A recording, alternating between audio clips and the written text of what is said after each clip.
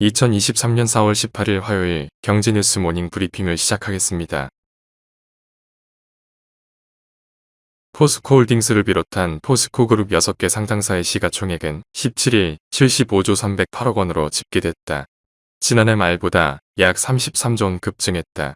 계열사별로는 양극재, 음극재 등 2차 전지 소재를 생산하는 포스코 퓨처엠이 올 들어 113.71% 올랐다.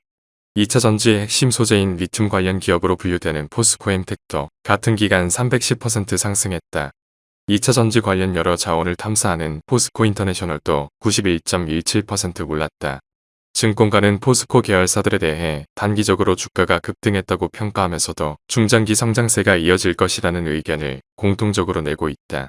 특히 철강 사업을 운영하면서 쌓아온 광물 사업 경쟁력이 부각되고 있다.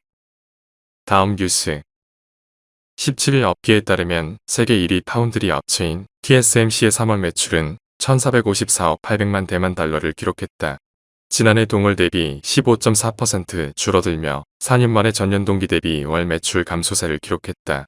업계에서는 정보기술 수요 위축으로 주요 빅테크 고객사의 주문이 감소하며 매출 직격탄을 맞았다는 분석이다.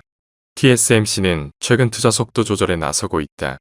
대만 매체에 따르면 대만 내 신공장 건설 계획을 6에서 12개월 늦추는 방안을 검토 중이다. 통상 재고 부담이 큰 메모리 반도체와 달리 파운드리는 상대적으로 경기 영향을 덜 받는 것으로 알려졌다. 하지만 경기 침체가 길어지며 파운드리에도 먹구름이 짙어지고 있다. 다음 뉴스. 현대자동차그룹이 미국 인플레이션 감축법을 정면 돌파하기 위해 리스 렌터카 등 상업용 전기차 판매 비중을 대폭 높이고 있다. 이에 힘입어 올해 1분기 해외 시장에서 현대차, 기아의 전기차 판매량은 분기 사상 처음으로 10만 대를 돌파했다. 리스와 렌털 등 상업용 전기차의 경우 제조 국가와 상관없이 미국에서 IRA 세액 공제를 받을 수 있다. 북미에서 최종 조립된 차량과 동일하게 보조금을 받을 수 있다는 얘기다. 현대차 기아가 판매 비중을 확대하는 배경이다. 호실적이 이어지면서 현대차 그룹이 설정한 올해 전기차 판매량 목표 달성도 순조로울 것으로 분석된다. 다음 뉴스. 일본 파나소닉은 6조의 원을 들여 미국의 세 번째 공장을 건립할 계획으로 알려졌다. LG에너지솔루션 등 한국 업체들이 북미 증설에 나서자 기존 점유율을 지키기 위한 행보로 보인다. 중국 배터리사들은 우회적으로 북미 진출을 시도하고 있지만 나날이 높아져가는 반중 정서에 부딪히는 경우도 나오고 있다. 파나소닉은 테슬라의 주요 배터리 공급사다.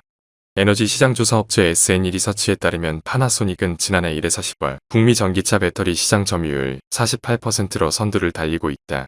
LG에너지솔루션이 18%로 2위를 기록했고 중국 CATL 14%, SK온 10%, 삼성 SDI 8% 등이 뒤를 이었다. 다음 뉴스.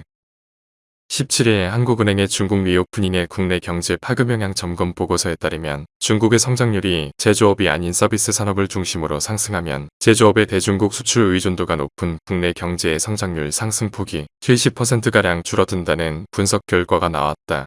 이와 더불어 한은은 중국 내 IT 부문 등의 높은 재고 수준, 중국의 자금률 상승, 중국인 관광객 수 제약 등도 중국 리오프닝이 국내 경제에 가져오는 효과를 짓누르고 있다고 진단했다. 다음 뉴스.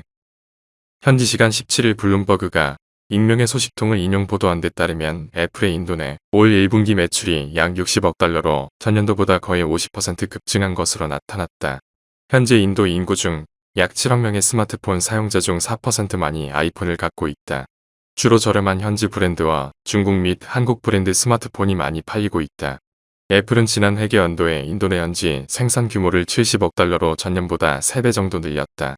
중국에 대한 의존도를 줄이기 위한 노력의 하나다. 다음 뉴스. 코로나 시국을 거치며 새 단장을 마친 뷔페 패밀리 레스토랑 업계가 활기를 찾고 있다. 뷔페 업계는 공통적으로 매장 수를 줄이는 가지치기를 단행해 고급화하는 데 성공했다. CJ 푸드빌이 운영하는 빕스는 매장을 빕스 프리미어와 빕스 테이스트 플러스로 리뉴얼하고 100여 개 매장을 28개로 줄여 매출을 회복하고 있다. 이랜드의 애슐리와 자연별곡도 프리미엄 전략을 취하며 코로나 이전 수준의 매출을 회복했다. 애슐리의 지난달 매출은 전년보다 35% 증가했다. 고급화 옷을 입고 경쟁력을 키운 업계는 코로나 이전 수준 회복을 넘어 뷔페 전성시대를 다시 노리고 있다. 다음 뉴스. 하나은행이 고시한 4월 17일 오후 11시 27분 원달러 환율은 1320원입니다. 시청해주셔서 감사합니다. 더 좋은 영상을 위해 구독, 좋아요 부탁드립니다.